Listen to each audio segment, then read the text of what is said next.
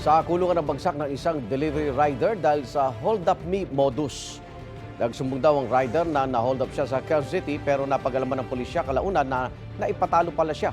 Sa sabong, ang perang ireremit niya dapat sa kumpanya. Umami sa pulisya at sa kanyang amo ang rider. May unang balita si James Agustin. Nagtungo sa Laloma Police Station ang 33 anyos sa lalaking ito para i-report na nabiktima umano siya ng pang-hold up sa barangay N sa Moranto, Quezon City. Pero himas reha siya ngayon matapos madiskubre na gawa-gawa lang niyang sinasabing krimen. Ang suspect isang delivery rider ng online jewelry shop. Tinutukan daw siya ng baril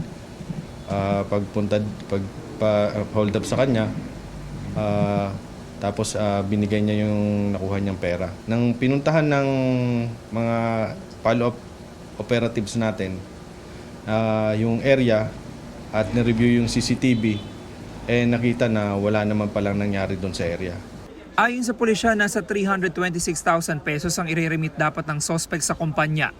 Iilang alahas na lang ang na-recover sa kanya at cash na aabot sa 10,600 pesos. Umamin po siya na na-dispalko niya yung pera. Ginamit niya daw sa pagsabong. So inamin niya naman po ito sa kanyang manager. Lumalabas sa imbestigasyon na halos 2 taon nang nagtatrabaho sa kumpanya ang suspect. Tinanong namin siya kaugnay sa aligasyon sa kanya. No comment po ako, sir. Pinag-iingat naman ng pulisya ang publiko sa ganitong modus na kung tawagin ay hold up me. Ito po yung mga taong nagde-declare na hinold up sila pero sa totoo lang na dispalko nila yung pera nila o nagastos yung pera sa mga bisyo. Sinampa ng suspect na reklamong qualified theft. Ito ang unang balita. James Agustin para sa GMA Integrated News.